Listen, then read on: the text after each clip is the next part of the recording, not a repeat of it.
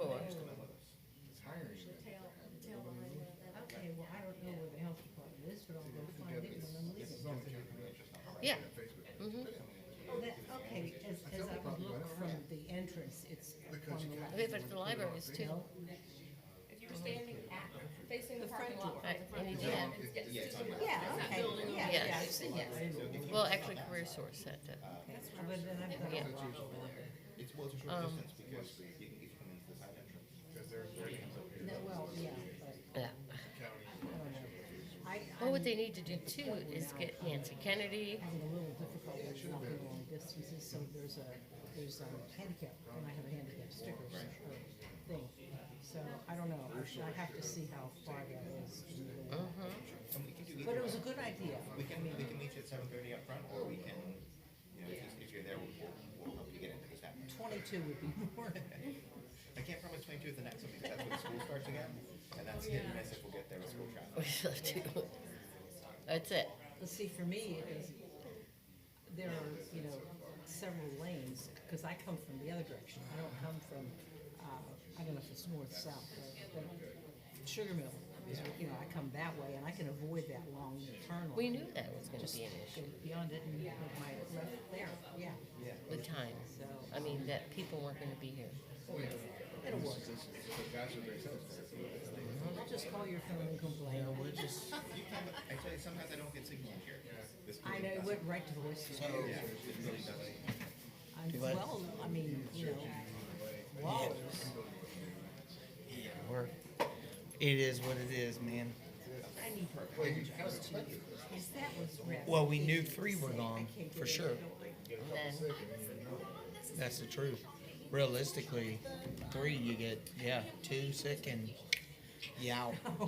Or 1 sick and 1 just, Well, Oh, by the way, that but she downstairs did happened say, today in this. quote, I understand. You're kidding. Yeah, so there's no. So, it was, I mean, I guess it's career source A few too. minutes before we were able to get there, I was just trying to make sure. yeah, well, so they sent me an email telling me that they're hiring and all of that. But like, I need it would to have been thank nice you if they would have said profusely 5. for this. Because I could have put something Here's out, the thing, you know. you chose. or even this like- is not rather than the little school. I too, I mean, Yeah, Put it on your bulletin board and like. yeah. they know. Well, Everybody, this is the problem. You know, put those together. Yeah, well, it's hot chocolate, the same difference. Same difference. doesn't it's only right. If I make people like And it's not on. right. And Or, here's the- or That's- something yes. like, Or you where's the, Yeah. Right. there was a dainty handle, and we were all like, this is not. Well, Boost, and that's another thing. Boost only And then probably 4 coffee. amps it up in. Yeah. To make sure we like. All right. So we got 3. We need 2 more. Yeah. All right. Uh-oh. You want to move? Open up. You want to start? Then we can. I mean, we can wait a couple minutes if you want to see, because Okay. sometimes Edith runs a little bit late. Just matter of information to the public. We're going to wait about 5 minutes because currently we do not have a quorum. So we're going to wait about 5 minutes to see if we have a couple. We need 2 more members to show up. So, if y'all need to make phone calls or whatever, go ahead. And then afterwards, I'm going to say, let's say 8:05. We're going to start with or without them. And just a matter of information, that means that when we start, it's just going to be an informational meeting if we don't have a quorum, okay? All right. So talk amongst yourselves. So,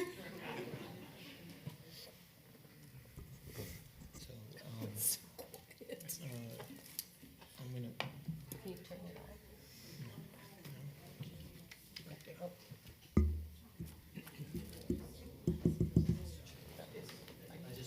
So I'm going to work on try to do that. So this program I got called Resi on the ESI. It'll live stream. It's basically a box. It's got code, and all it does is it takes straight out of your cameras and stuff like that. It gets straight into there. It uploads it into a cloud.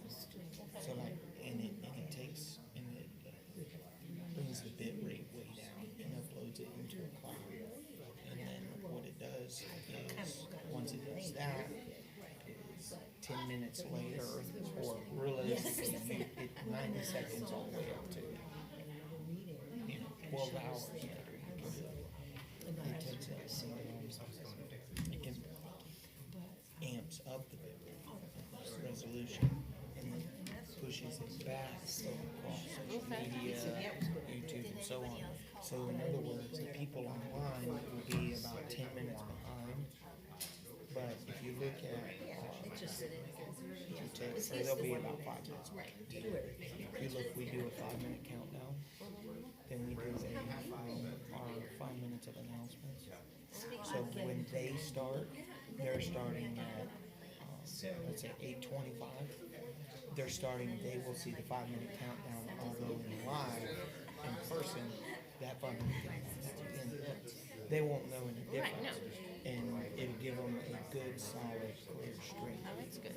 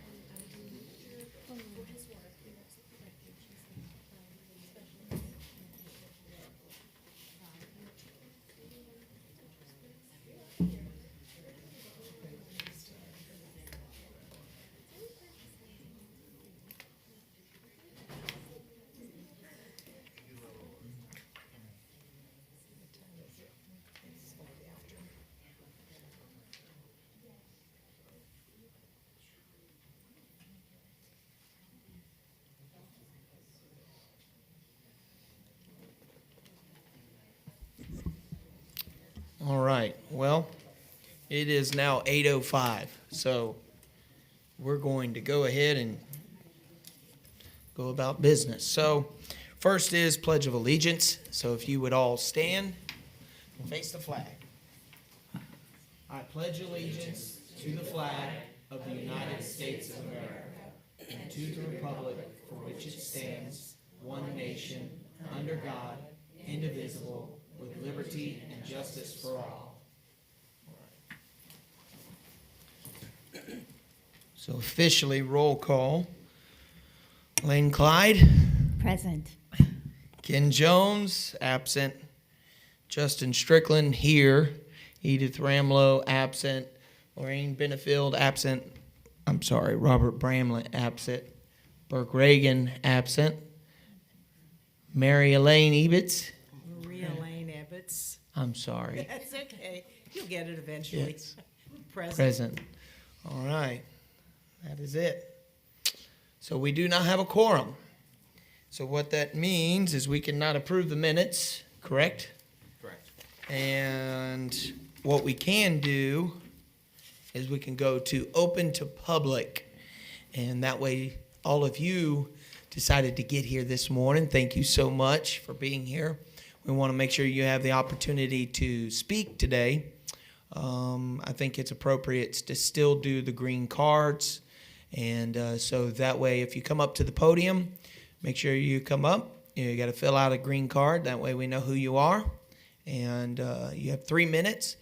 Remember this, still no input, interaction from the audience. When you are up here to the podium, you are addressing the board, all three of us. And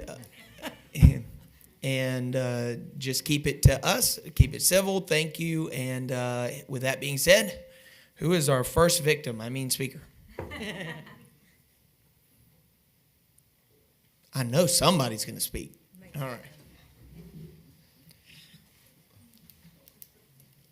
Good morning. Mike O'Connell, Floral City. The following is a sampling of the misleading and unscientific claims found in Beyond Magenta. What I mean by sexually mature is that I knew about sex from 6 up. I used to kiss other guys in my neighborhood, make out with them, and perform oral sex on them. I liked it. I used to love oral. and I touched their you-know-whats. We were really young, but that's what we did. I learned that there are people who look like both sexes, but not both sexes. They're another gender, a third gender. God made me a transgender for a reason. Whoever created me made me this way for a reason. My brother was dating a boy whose mother was transgender. He said, "My boyfriend's mom is a transgender. She dresses like a girl and everything. She has the boobs and the hair and the body." When he showed me a picture of her, I was like, wow, it is actually possible to change into a woman. Gender bending is when you don't look like a male and you don't look like a female. You're changing from one gender to another. I was emotionally and spiritually both sexes. I was physically both sexes too. Actually, a lot of them are not boys or girls. It was like I'm not born who I am. I have to transition to be who I am. I like to be recognized as not a boy and not a girl. I'm gender queer, gender fluid, and gender other. My birth certificate says I'm female. I guess I looked female when I was born. I thought you follow whatever's on your birth certificate, but maybe that isn't true. Intersex means that I'm both male and female. It means that I'm neither male nor female. Here's the heartbreaking testimony of a young man, Yarden Silveira, who was so distraught after sex change surgery that he committed suicide. Yarden wrote, "I wish I never listened to the medical and psychiatric community when they told me it was possible to change my sex. What a lie. Very dangerous and unethical sex reassignment surgery is a hit and miss type of surgery, but they don't tell you that. They never do. And maybe if I didn't have autism, maybe if my brain wasn't so defective, I would have caught on before it was too late. This is what I get for messing with nature. I just wanted friendship and love. I wanted life to be easier. I wanted to be a woman since I was 15. I wish I had the knowledge that I have today. I was a confused kid with no identity. I wish I could have done everything different, but it's too late now. I'm royally screwed." The transgender ideology and its lies, along with the pro-gay media, medical and psychiatric community, have killed me. The feminization of America will continue to produce outcomes like mine. It wasn't my fault for failing. Everyone failed me. Thank you, Mr. And my death O'Connell. should not surprise anyone. Thank you.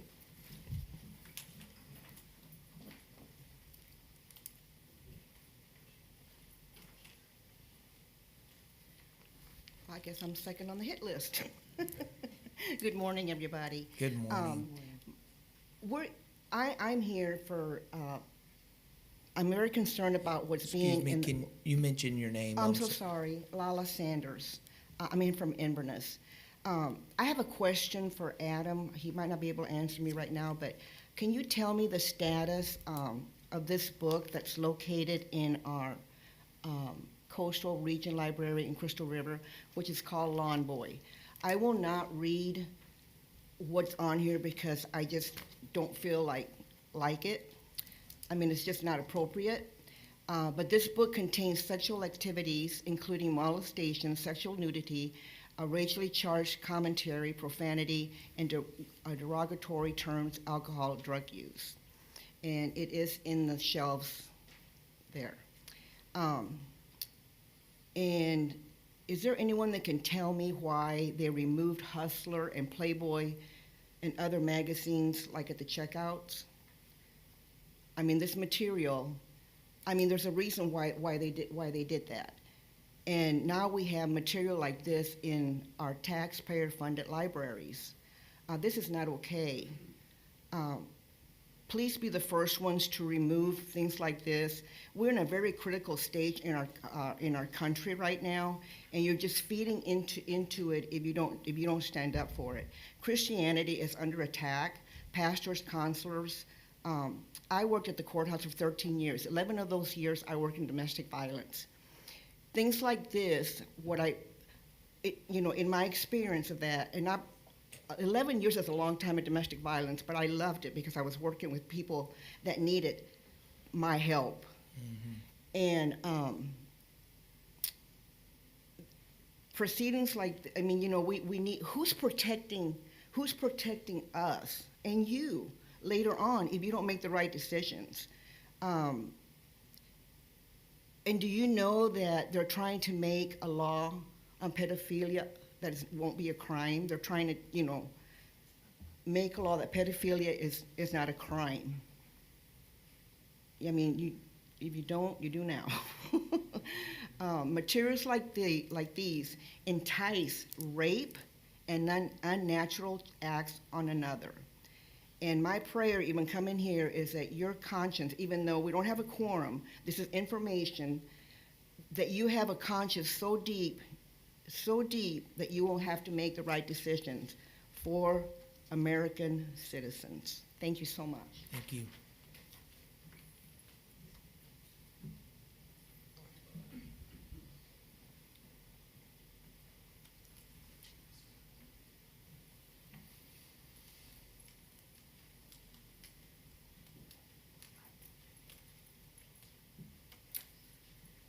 Hello, my name's Steve Eller from Beverly Hills, Florida, and like the previous speaker, I don't really want to go into a lot of these words and sentences. I mean, they're beyond even an adult's desire to verbally say them, although they are very, to me, they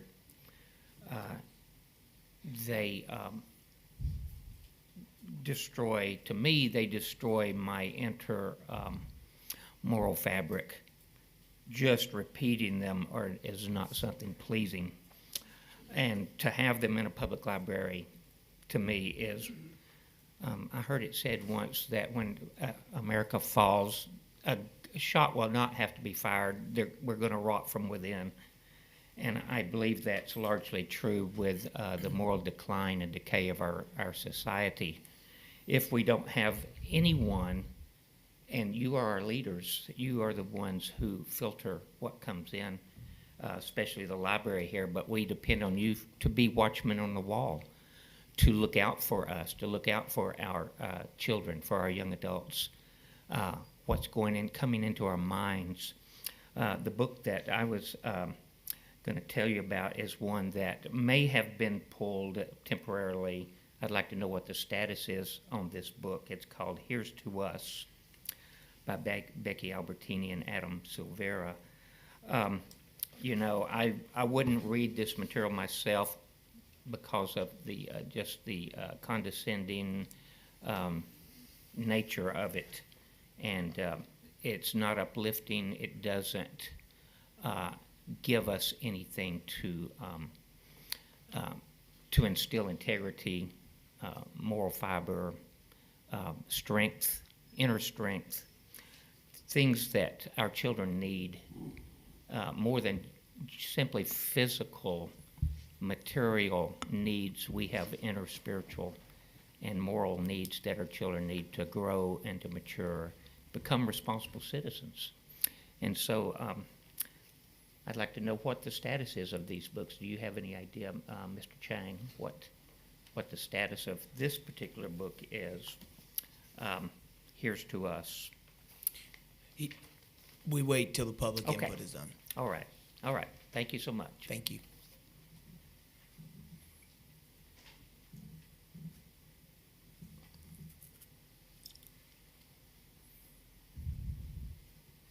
Good morning. Good morning. James Joseph, Homosassa. I also want to know what the status is for a book called The Black Flamingo. I understand that it was supposed to be pulled. I forget which library it was, but if somebody could give me a status on that, I would very much appreciate it. Thank you. Thank you, God bless James. you.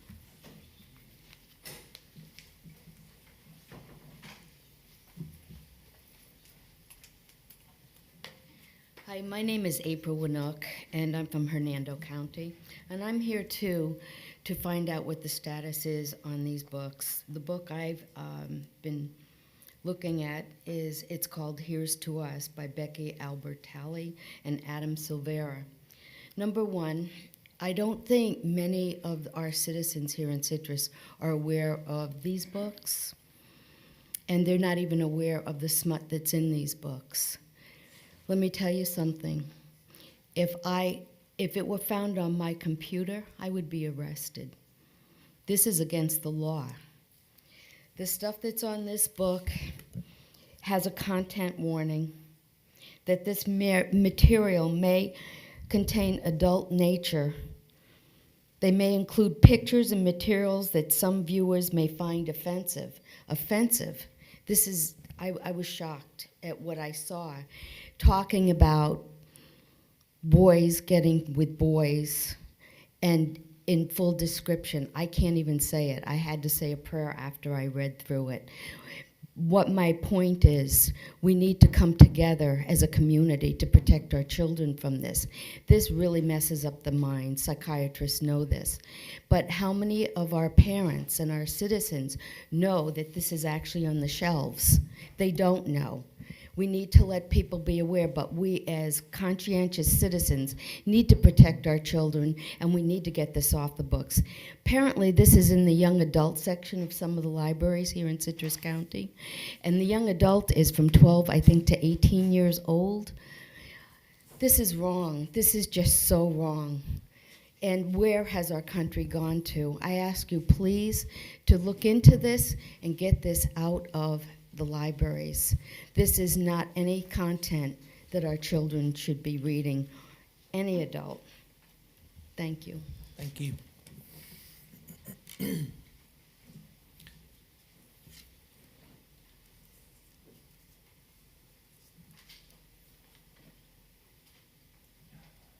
Good morning. My name is Dean Bales from Homosassa, and it should have been a big red flag that they would oppose us the way that they did, and yet you think it's not gonna come.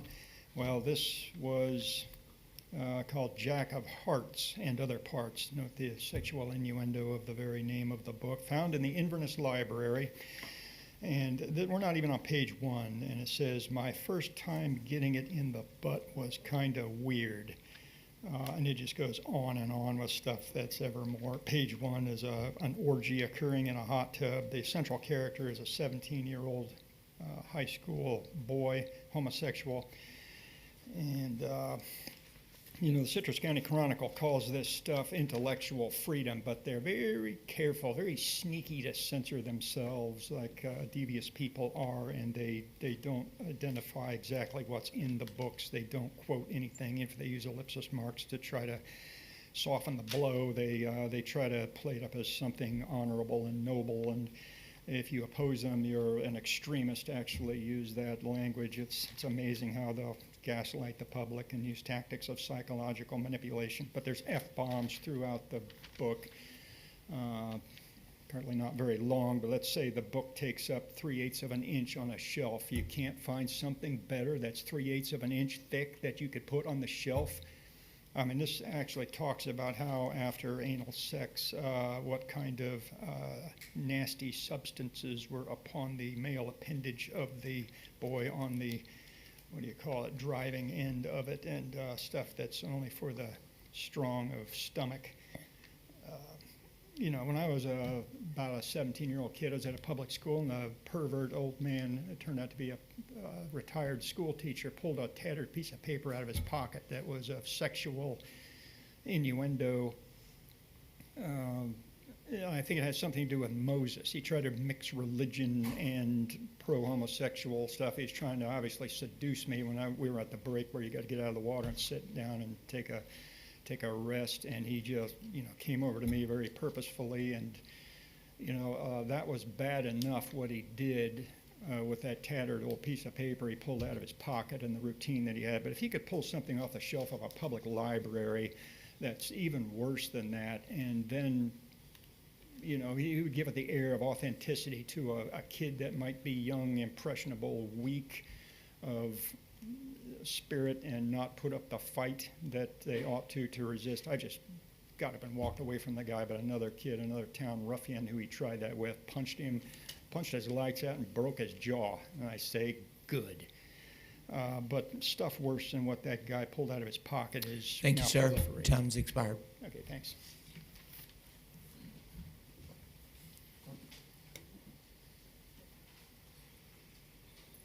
Good morning. My name is John Labriola, and what you just heard is some examples of books that are on our shelves in Citrus County libraries. Most of them are shelved in the young adult section of the ones that you've heard, and the young adult is defined in the library system as 12 through 18. And the reason that you heard, most of the books have not been quoted from because the nature of the material in the books is so intense and so disgusting that it really should not be on our shelves at all. And what started this was a couple of months ago, one of the previous speakers, Mike O'Connell, he compiled a list of about 25 books in our libraries that are actually in our libraries that have very sexualized nature, very sexualized material in them. And most of them are in the young adult section, as I said, which is 12 through 18. He sent it to the library director, Adam Chang, to put it on your agenda here at the Library Advisory Board. However, he was told that there will be an internal review instead, and that would, I don't know what the status of that is, but we would, like to hear what the status of that is. But it was 20-something books. The books included, I think you heard, I'll try to read from one of them. Lawn Boy was one of them, and it's so disgusting, like talking about body parts and just, I don't even want to read this, it's just disgusting. So these books should not be in our libraries. They're of a nature that there's no literary value to them. We could spend our tax dollars on more edifying things, and we're just asking you to please take these books off the shelf. 12-year-olds should not be reading stuff like this. And it includes books like This Book is Gay, Darius the Great Deserves Better, which has descriptions of, just really discussing sexual stuff. And again, it's from 12 and up. Why are these books on our shelves? Why are they not? Why are these books in our library? Why have they not been removed? And mostly, why are our county commissioners telling us that there's nothing bad in the libraries if these books are on our shelves and they're directed toward 12-year-olds and younger? Thanks.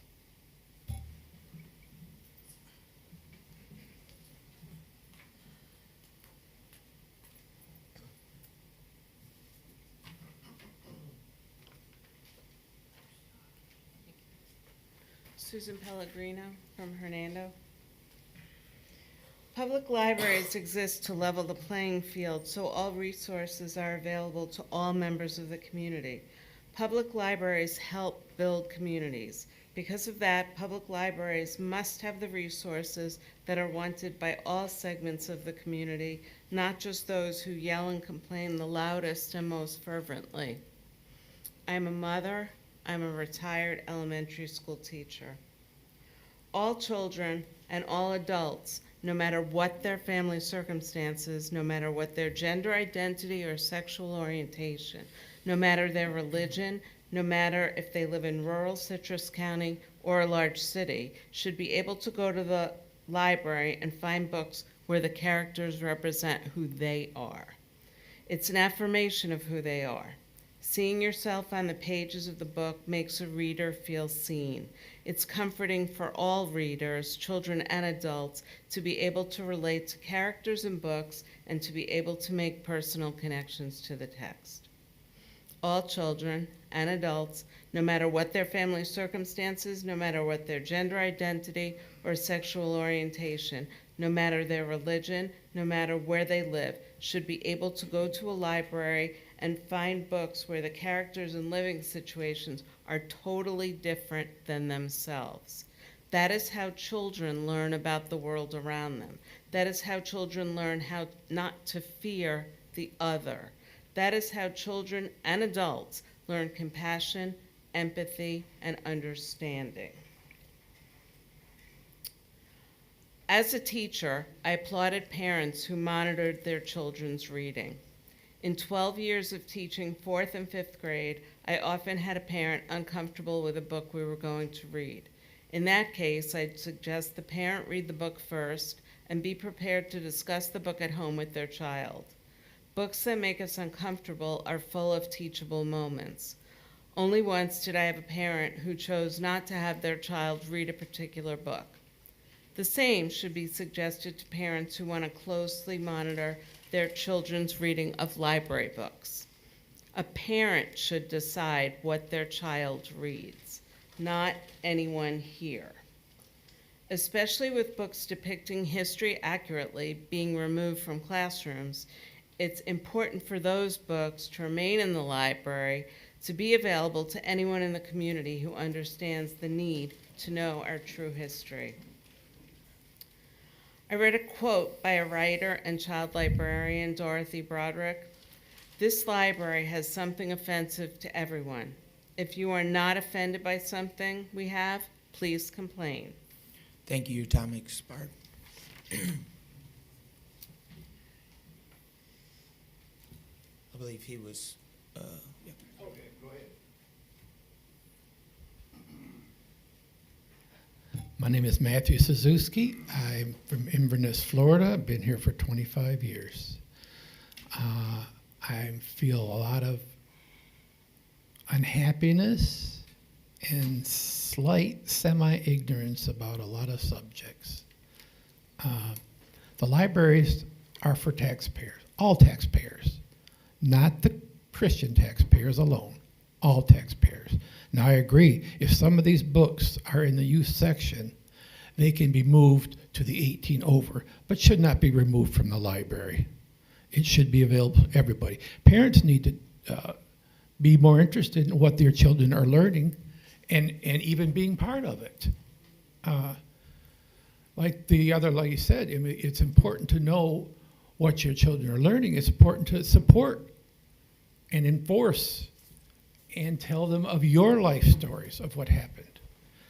Now, as far as transgender, everybody has a thing. We're all born the way we are born. And I have been with my partner for over 38 years. We got married 8 years ago when it was legal. It's not a Christian marriage. It's a legal marriage. That is, you can put whatever you want into it, but that's not what it is. Also, the books that are for all people need a proper place in the library, and I'm sure if they're not doing the job the way they should, these kind of meetings will help clear that up a little bit. I mean, there's sex in the Bible. There's a lot of things in the Bible that you don't want to.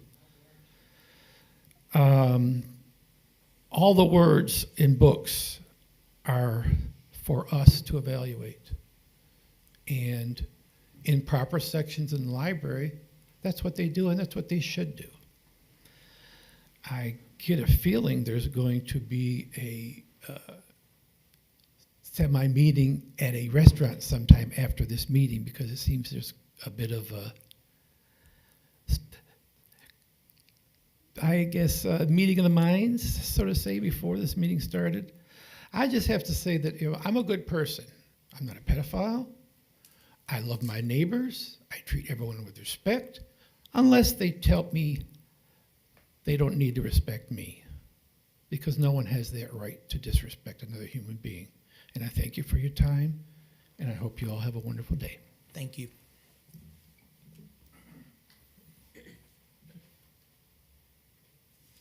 My name is Glenn Farmer. I've been in Citrus County for 30 years. I'm a concerned citizen. And I don't have anything profound to say. I just have a question.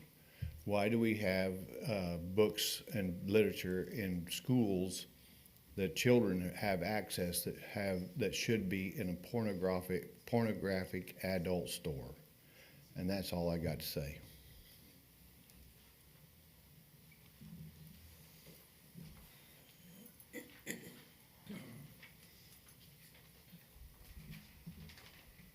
Good morning. Good morning. And thank you for the opportunity to address the board. My name is Dennis Peretz. I am a full-time resident of Citrus County, not a paid lobbyist or part-time resident. Just want to talk about banning books. I disagree with all these things they're saying. You know what? If you don't like the book, you don't read the book, move it to an adult section. When books and displays are banned, you are banning the right of free speech and the press. Banning books and their displays restrict the intellectual and emotional growth of children and adults. It stifles critical thinking, emotional development, and empathy. Kids need guidance, not censure. Banning books is banning freedom. I have 2 boys, and they went through school. No books were banned. They're fine, upstanding citizens. And I'm sure you had the same thing. Banning books does not protect children. They limit learning. Banning books is canceling the rights of all patrons. If a select few are concerned about how policy is written, it seems they just don't want the American Library Association mentioned. Remove those words and replace it with the Citrus Hills community. In closing, I ask you, board, and I'm asking you from the bottom of my heart, because what you do is going to affect our children here. Do the right thing. Don't listen to these radical people that are trying to sway you, and leave those books on the shelf. If you don't like them in the children's area, put them in the adult area. The parents have to say, not the board or outsiders have to say what other people's children can or cannot read. I want to thank you for giving me the time to speak. I really do. Appreciate it. Thank you, Mr. Parrots. And just a reminder to the public, please keep your comments to yourself while others are talking.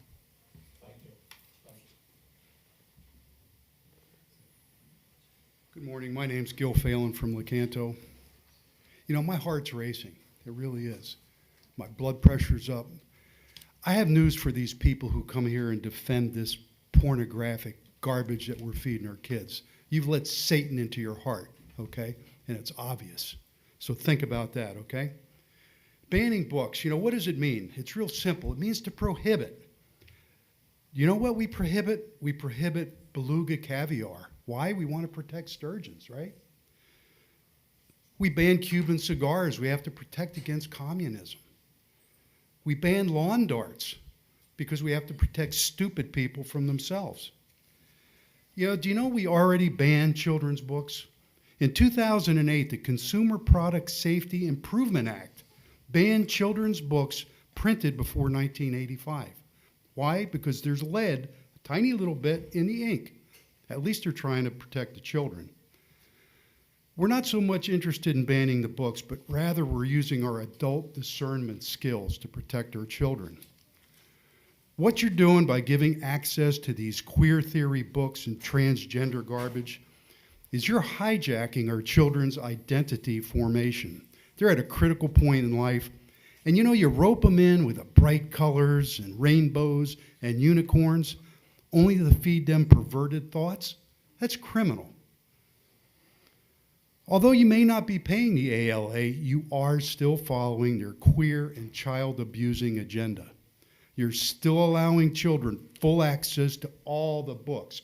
These people keep them, oh, put them over in this section, and the 18-year-old. It's not happening. The kids can walk in there and get everything in the library. So wake up.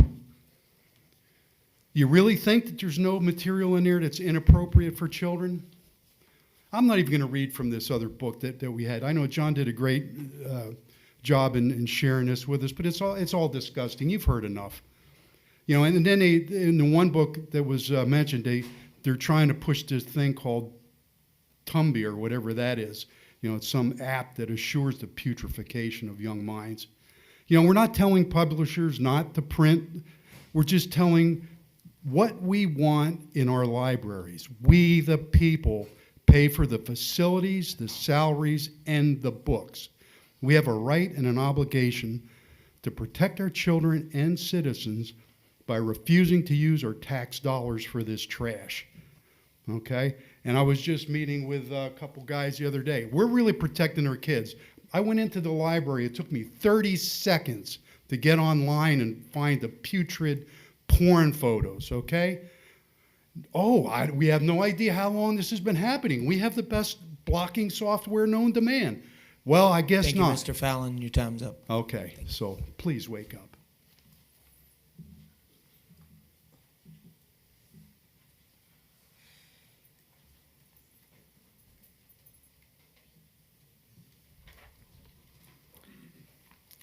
My name is Ray Kolofsky. I've been a resident of Citrus County for about 35 years. And one of these books, I got copies, my wife said, send them out. This is not teaching any, this is perverted. It's written by Juno Dawson, who's one of these fake women. He puts a wig on, puts a dress on, calls himself a woman, but he's got a prostate, he's got balls. This is what we're up against. This is the kind of smut that's going on to the school. What I'm doing, I'm holding up a mirror to these people. And when I hold that mirror up, they don't like what they see because they know what they are. This is nothing, this kind of literature is nothing but a malignant evil. And these people, they're dedicated to this evil, and they're committed to spreading it to every individual that they can. They know they're in a minority. They have a mental problem. I have nothing against them. I pray for them. They have a very bad problem, and they have to deal with God with that. I can't deal with that. When they do this, it's beyond redemption. They can't be redeemed. And to have this in the libraries, now you don't have Tom Sawyer in the libraries. A lot of times they banned Huckleberry Finn, Silas Marner, Old Man in the Sea, different things like that. They're taking words out of certain books that were printed before the Civil War because they offended the black community. They took the Negro word out of books, changing history, pulling down monuments. Now they're trying to say that because the Supreme Court allowed gay people to get married, that now they have the power to just project themselves into the libraries and put this smut out in the air. I mean, some of these things, two men can pleasure each other in a variety of ways. Oral sex is popping another dude's penis in your mouth. Indeed, this is what this is putting in the libraries. Anybody could see this. All right, that's all I got to say. I'm just holding a mirror up to these people that are condoning this. Put it in a smut place where they have guys jacking off in the corners. Because this is what these people do. They pee on each other. Your time's up. Thank you. Let's just maintain decorum. We can talk about the books. We can read that stuff, but some of that stuff is uncalled for. No, thank you.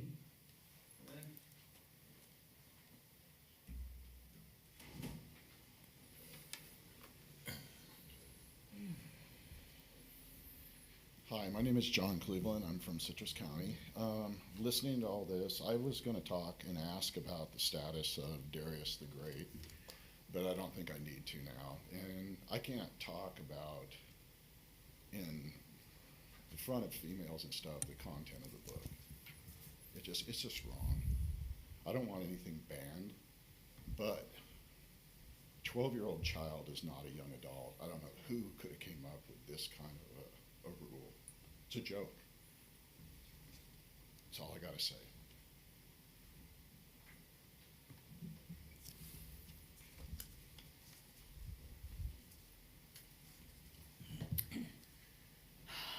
I don't know if I can talk.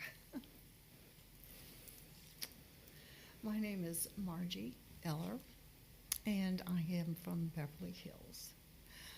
I'm truly moved by all of this. I am a mother and a grandmother. I love my children. I love my grandchildren. And what is going on is very appalling to me. I read several excerpts from some of these books that our children have access to. No, it is not helping them. It is not building character and strength. This is not what I want my children and grandchildren to read and to be able to go in to see and access. We have two of our granddaughters here, and 2 nights ago we were putting them to bed. They said, "Good, tell us a story." I love to tell stories. And so to my head came the story that I read as a child, and it was the two Carolines. There was a Caroline at home and there was a Caroline at school. They were two different Carolines. I told the story very animated, and the 7-year-old and the almost 12-year-old, their eyes were wide and they loved the story. The story was about a little girl who was one way at school and another way at home, and at home she was not so nice and kind to her mother. She was disrespectful. But at school, it was a different story. She was Miss Wonderful. It gave me the opportunity later to be able to discuss some character things, and the child could begin to recognize, oh, I have this in me. I'm one way here and I'm another way here. You can bring it all the way to a Christian perspective, or you can still, if you didn't do that, you could build the character of the child so they are aware of what is happening. Those are the kind of stories. My 7-year-old came the next morning, "Mimi, I like that story." I said, "You did? You know that was a true story?" She says, "I'm like that."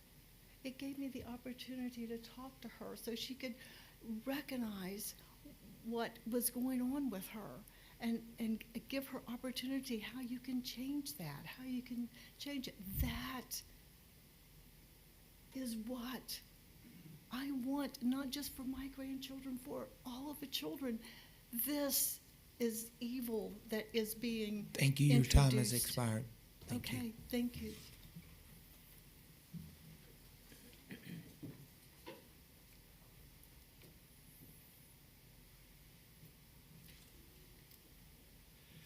Michael Wilson from Crystal River, and I want to change the thought just a bit. I understand things mostly through analogy and simile. The library is tasked with representing everybody, and it is so difficult to keep the standards up for just the way things are written. Forget about what it's being written about. And the analogy that I would, or simile I'd like to use for comparison is, I know quite a few people who have taught at or gone through our military academies. And when our military academies, the war colleges, want to teach our military how to think, they don't say, oh, here's a book by an American who believed in capitalism, who believed in our system of democracy, describing communism. They allow the communists to speak for themselves. You have to do that if you want to get good information.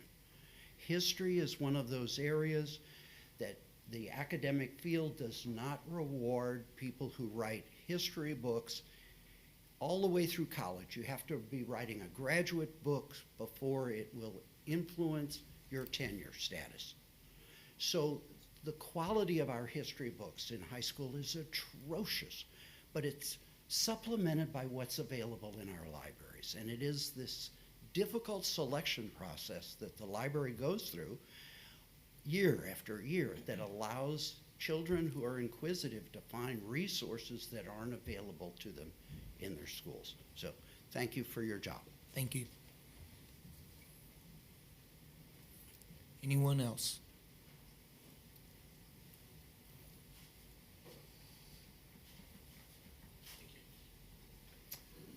Good morning. My name is Bob Bass. I live here in Citrus County. A couple of interesting facts I think we should look at. The 2020 U.S. Census population for Citrus County is 153,843. In the age range from 0 to 5, there's 5,315 people, 3.5%. 0 to 9, 11,355, which is 7.4%. 0 to 14, 18,652 equals 12%. And from 0 to 19, it's 25,250, which is 16%. Is it fair to implement a book ban that would impact 84%? In other words, 128,993 residents in Citrus County from having the opportunity to gain knowledge regarding the LGBTQ plus community and possibly other topics. It has to make you wonder, are we going to ban books, say on car repairs, so only mechanics have knowledge on car repairs? Maybe other people want to know about car repairs. Do we ban reruns of MASH because Klinger wore a dress? Do we ban Mrs. Doubtfire because Robin Williams dressed as a maid so he could be close to his children? I don't see how these shows adversely impacted our society. Also, I feel you should review the opening statement of the Declaration of Independence, which was written in 1776. The Declaration of Independence states, "We hold these truths to be self-evident, that all men are created equal, that they are endowed by their Creator with certain inalienable rights, that among these are life, liberty, and the pursuit of happiness." What do we gain by banning books? Nothing. We're simply trying to appease a small part of a society that, for whatever reason, cannot accept others as they are and won't allow them to pursue life, liberty, and happiness. The library offers a wide-ranging selection of books for all residents to enjoy numerous topics they wish to educate them on. This should not change. Lastly, if the board believes that books need to be banned, controls should be in place to protect any individual from viewing these books unless approved by a parent or guardian. Banning books, in my opinion, is moving us backwards as a society and not forward as we should be. Choice on book reading should be left to parents, not to the board. Thank you for your time, and you have a very tough situation to face, but I certainly do hope you do the right thing, which is allow books to remain in the library so everyone, regardless of race, creed, sex, national origin, can enjoy what is published.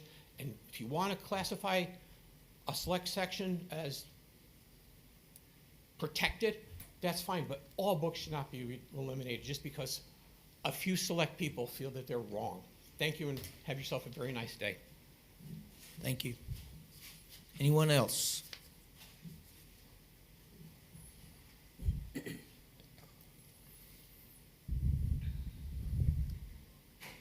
morning, and my name is Melissa Thrumston, and I live in Homosassa.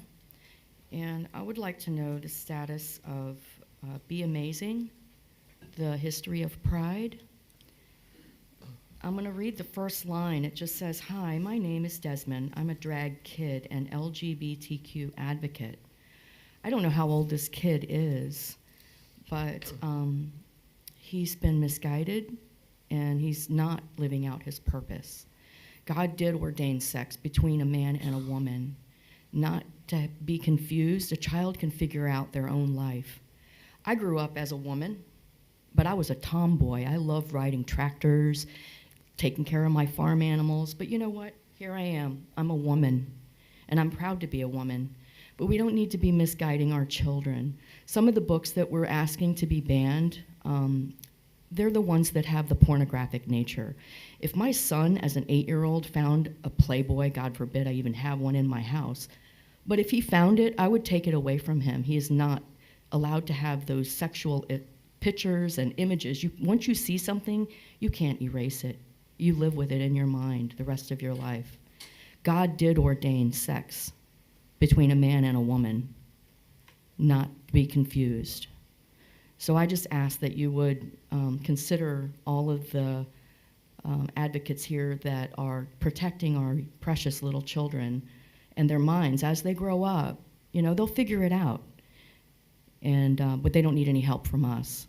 Teach them how to read and write and do math. This is where America is failing our children. Thank you for your time. Thank you. Anyone else?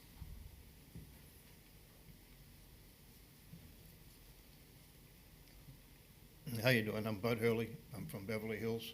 I'm sorry, what was your name? Bud Hurley. Okay. Really hadn't planned on speaking. I got a little bit of a note here, but two things I've noticed about this meeting today. We have a group of people following the guy from Miami that was fired for inappropriate behavior, and they all seem to have one thing in common. They all seem to have really thoroughly read these books that they're talking about banning. Kind of makes you wonder, doesn't it? They're asking you to do their job. The library's job is not to be the parent. The parent's job is to be the parent. They're the one that should be teaching people that what is right and what is wrong.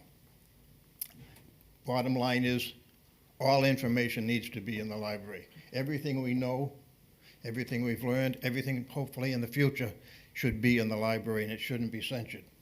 If you don't like it, don't read it. Thank you. Thank you. Anyone else? Going once, going twice. All right, closing, open to public. Thank you for that.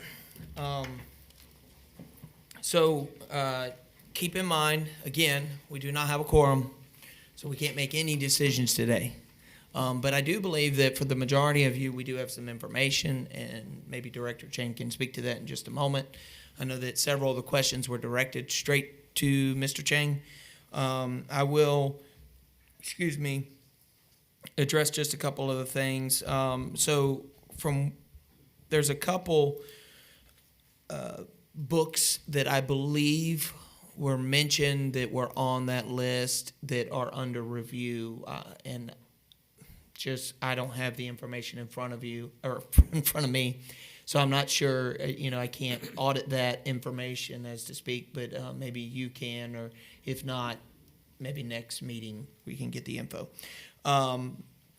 There was a couple books in there that definitely what was read, in my opinion, is pretty provocative. And I tend to agree with the idea that, and I don't know, is it 12 to 18? It's 12 to 21, correct, with the young adults? It can be, yes. Okay. Now, it is my understanding that is basically a criteria that is developed by publishers and some of the people who sell books, correct? Yes. Okay. So, and one can, dive into whether or not, that might be a deeper issue or something, but it's not an age bracket that the Citrus County library system has developed. So just understand that. That's not your local people who have developed that. They haven't developed that 12 to 21 broad age group. I do agree that, and this is my personal opinion, that age group probably is not as well defined as it should be. It probably could use some adjustment. And I'll just go into this. One particular speaker mentioned that is how you expose children to other differing views and so on. And I believe in allowing children to have an eclectic understanding of the world. I mean, if they don't, when they leave my care, my children, I'm speaking of my children, when they leave my care, they're going to be surprised and say, "Dad, why didn't you tell us about this?" So I do agree with that. I'm not sure that books that may be as sexually explicit as what has been spoken is really the answer to that. I also don't subscribe to the idea of banning books. I disagree with that. I do feel like with the temperature of the room that there was some sort of common thread that the books may need to be moved, may need to be marked different. They may need to have outside of where, they might be easily accessible to children. I agree with that. And I would certainly support something like that, provided that the library would be able to come up with something that makes sense for them and the public as well. Just to kind of spur off on that is, it's summer, right? And so as parents, we're trying to get the kids off screens and television, get them outside, get them reading books and so on. And so my wife took my three to the library and just enjoying their time. And my daughter, how this happened, I'm not sure. There was a lot of more information involved with this, but she ends up coming home with a book by the Babysitters Club, which, every young girl grew up loving the Babysitters Club. Well, it was pretty explicit. Now, no homosexual material, but heterosexual material that I do not want my daughter seeing before, she is capable. She's 9 years old, and she had this book. Thank God my wife saw the book, and it immediately said it on the cover that what this book was. And she said, "No, honey, you can't read this book." That's being a good parent. And I do believe that a lot of this is up to parents to be that safeguard. I do think we can maybe make some adjustments possibly with where books are placed and so on. I think that is a wise idea. Scripture even tells us, do not awaken desire before it's time. I think that's important. You have children, I need them to focus on the things that they need to. I mean, it's a hard enough job getting them to do their homework, much less when they have all this other stuff going on.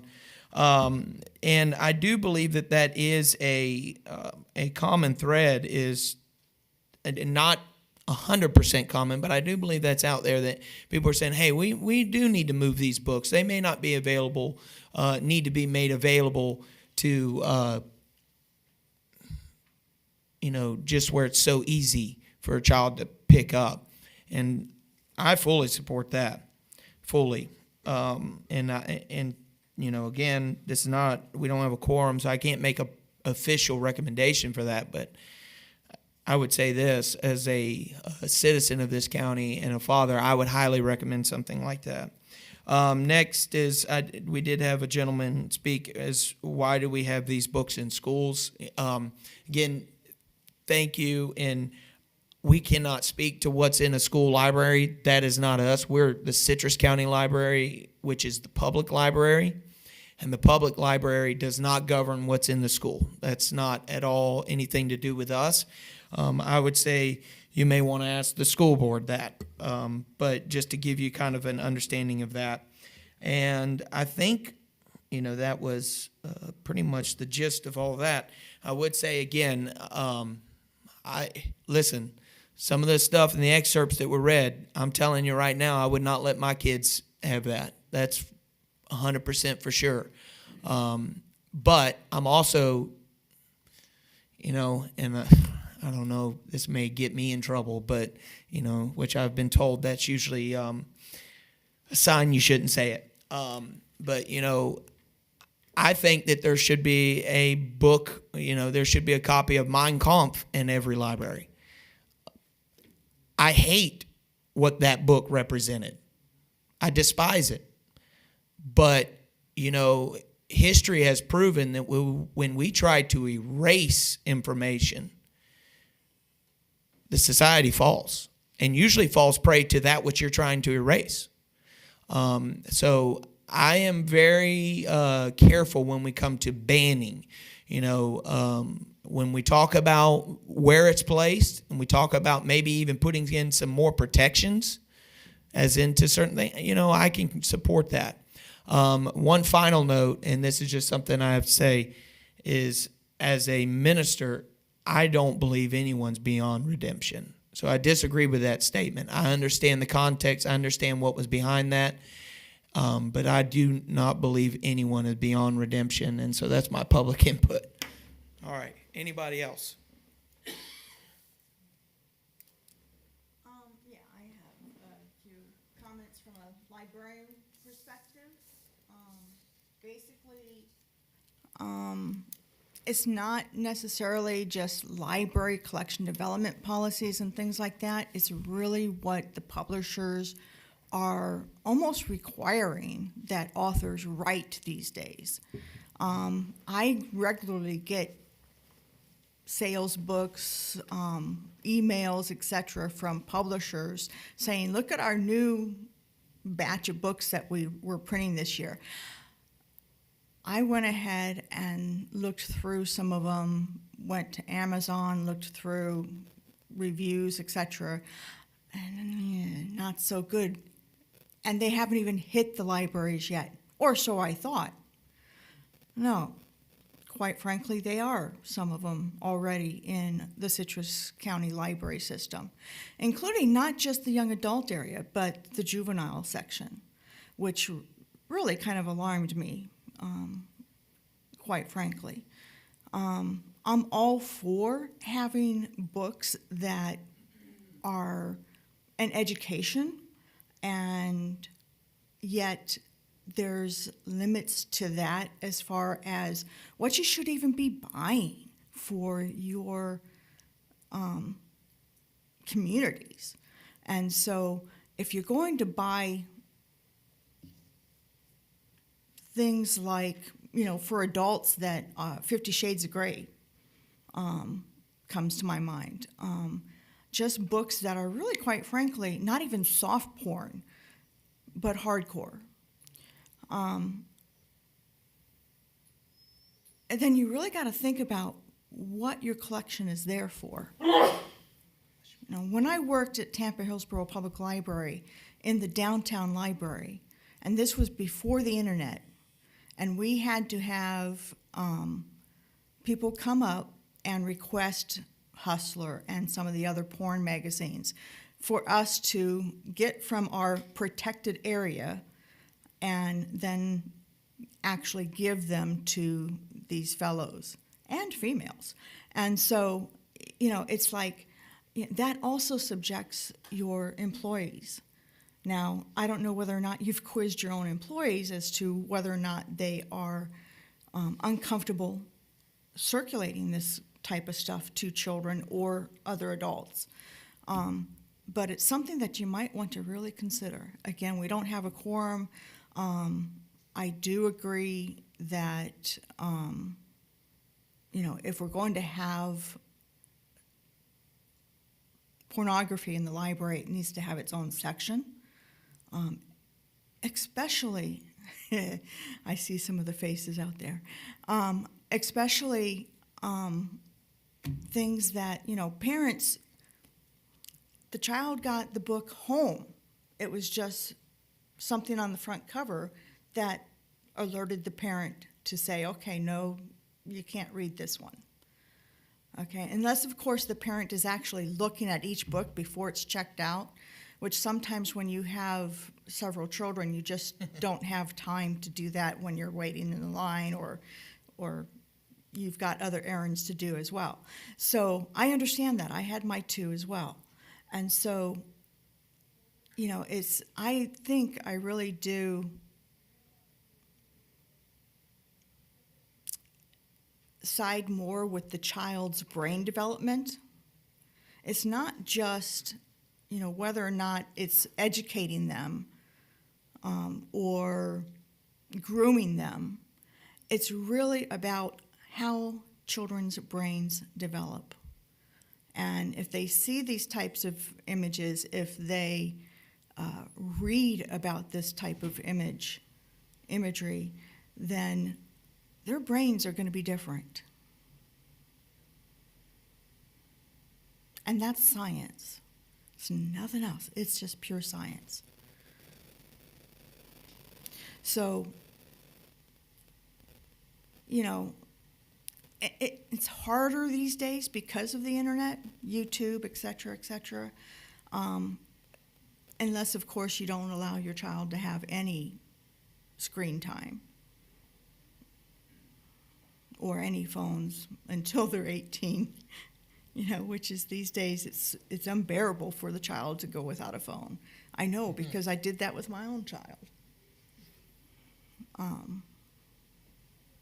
So it's kind of like, I empathize because I have my own experiences. I empathize with parents today. And I really don't think that the library needs to be adding to that burden. Thank you. No? Mr. Chang, can you speak to those, Yes. not necessarily just, specifically the books, it's up to you, but for the sake of time, just in general, that whole list that was presented? Sure. What I was going to do is mention this in my director's update about that we did receive a request for reconsideration of library resources. And just for everyone's just general knowledge with this, there was a comment made, and I want to make sure that that this is clear that my attempt to answer this citizen's question was not there's going to be an internal review instead. That's the first step in this process. Correct. So at the very top of this form, it mentions the library will make every attempt to provide a response. We're going to do a thorough review. A committee of library professionals will reevaluate the material and resource. We make every attempt to provide a response within 30 days. So we received this request, and then my response was to reach out to the citizen. I believe I copied you on this email and the community service director to let them know this had come in. We're going to put committees together to review this. Normally this form is for one particular material at a time. This was a list of 26. So in order to expedite that request for reconsideration, I have several staff working to review these materials. And part of our review process, Edith, you mentioned some staff kind of getting their opinion on what they think about materials. So this reconsideration, we put a committee of 3 staff together for each material. They read that book, and then they let me know where they think that material should fall, whether we should keep it, whether we should remove it, or whether it should go in a different section. So they read the entire book. They don't pick particular excerpts. They look at the entire work and then determine where they believe, that book should lie or if it should be removed. So we're working through that process right now. Several titles were mentioned. They all are in review. They've all been pulled just to kind of quell anyone's concern or just in general that all of those books that were on this list, we pulled all 26 titles, and they're currently either with staff or they're on a shelf waiting to be reviewed, but we are in the review process of that. So there will be a review coming, and then there will be a decision on my part as to what to do with that material. That will go to the citizen. Once that citizen reviews my determination, if that citizen is unhappy, they can then turn around and then request a hearing from you all to kind of get a second opinion, for lack of a better word there. So we are reviewing those materials. We do have a procedure in place, and there is policy that kind of goes along and backs that up as well for this very kind of concern. And it is not uncommon for us to reevaluate materials from time to time when a patron comes in and says, hey, this book really shouldn't be in this section. We do review that. We look at reviews, we read the material, and then we make adjustments where needed. So it is standard practice that we do that. Okay. So we did get this request, and I just also want to say that hearing from the public today, I got a lot more information as to what the concern was versus the request that came in. The request that came in does not have a ton of detail on it, but it does have a list of books. So I have staff reading all of the books to make determinations as to remove, keep, or move. Thank you, Mr. Chang. All right, so if none of the board members... Could I say one more thing, just very briefly? Dealing with schools, it's not just the school libraries. I want you to be aware that through the principal's yay or nay, teachers can have libraries or classroom libraries. And so that's where I was speaking to a media specialist that basically said, I have no control, and yet, people come in to the library wanting to ban a book or discuss a book, and it's not even in my library, it's in a teacher's library. And so just beware that it's not always the school library. Thank you. Thank you. Chair, if I make one more point that I also want to let everyone here know, and the public as well, since we've got quite the audience. These materials we are reviewing. I did mention they're going to take some time to review due to the number of them, but it's also due to the amount of copies of the materials we have. Many of these books we have one copy of. It's not throughout all 5 libraries. There's one copy. So staff read that book, then pass it on to the next person. If that does come to you all for a review after my decision, you all will have to look at that book individually. So it may take some time to get a resolution on this as well. Understood. Thank you.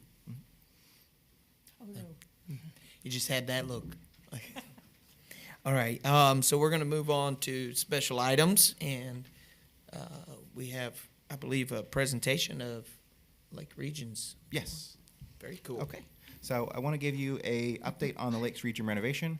So we started this project at the beginning of the fiscal year, which was October. Some of you may remember that I had made the lofty claim that we would be done with this renovation by February. Still going. But I want to show you some of the updates that we've made so far. We're shooting for a August kind of. Where's everybody going? This is happy stuff.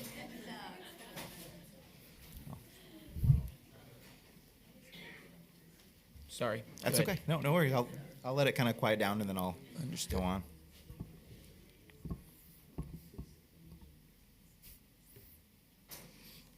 All right. So we did working on renovating the Lakes Region Library, and with this, one of the unique things that we've done with this one is that we opted not to close the library at all during the renovation so far.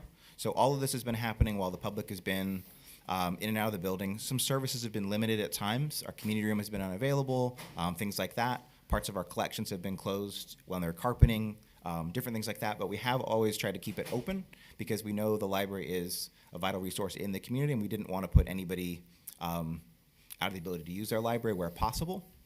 I will say that, though, there is going to be a small couple weeks where we do have to close the library because the front of the building, the tile work needs to be done there. It's going to get painted and glazed, and because it's the front entrance, it impacts the walkway in and out and then the public restrooms as well. So while they're doing that work, there will be a short time that there will be a closure, but that will be the only time that we'll have to close that. But we will make that announcement in advance so people will understand and know that that the library will be closed for a short period. Okay. But as far as our updates, so a couple pictures here on the screen. So one of the things that we wanted to do was make sure that we address some concerns to modernize our library. A lot of people ask for more meeting spaces. We know that's a concern with the public and the community as a whole, that they're looking for more places to meet, spaces at a premium in a lot of locations. And then we also get a request for a lot of study rooms as well. So you'll see in this picture, we took our old computer area and we decided just to kind of wall that in and make a small 20 to 25 person meeting space.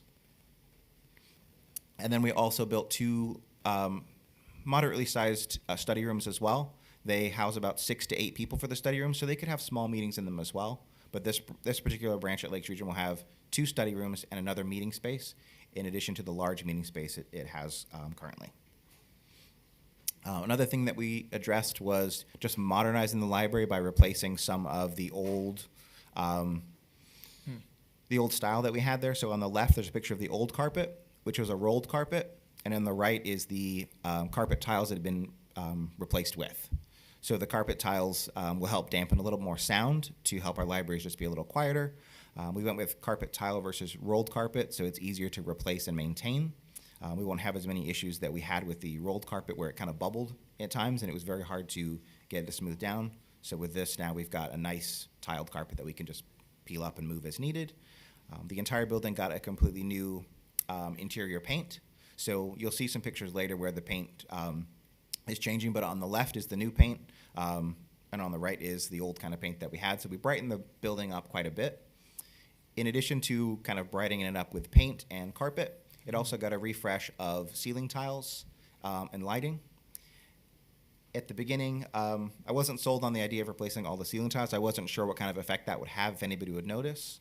But when you really start looking at some of the older pictures to the new pictures, you'll see mixed-matched ceiling tiles. You'll see tiles that have water stains on things like that. So just changing all those out really brightened up the space. And then we replaced all the lights with LED lighting, so the rooms are brighter.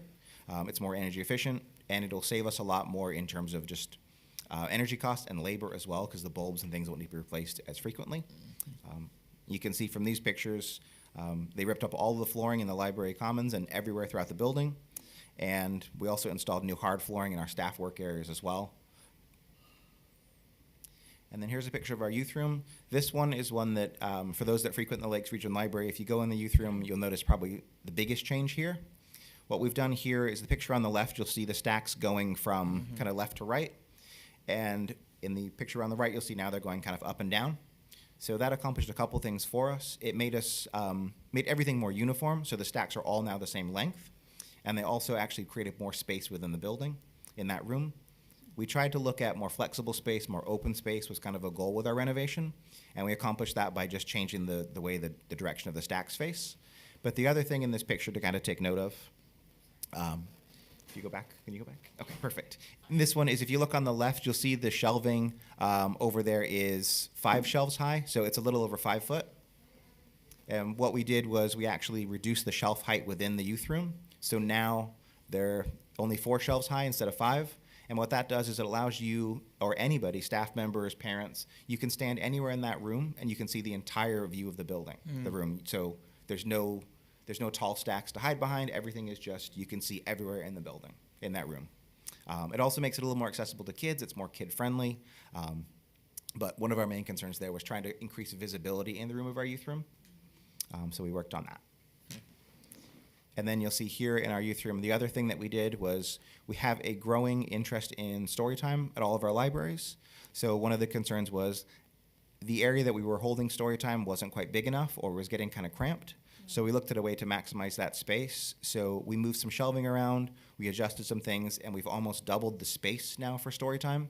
It's not uncommon for us to see between, on a slow day, about 12 to 15 kids. That can go up to 35, 40 people in that area for a story time. So we wanted to make sure we have space for a variety of audiences there.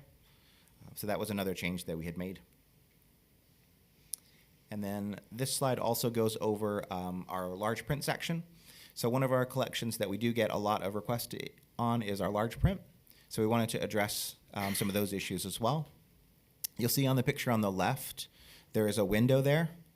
That window previously was covered by bookshelves, so it wasn't accessible. If you looked out that window, all you would see was the back of a bookshelf. So we found a way to make that window so it was visible again, to increase, again, staff visibility for safety and just an overall better view. So we moved some shelving there to accommodate. Now we have access to that window.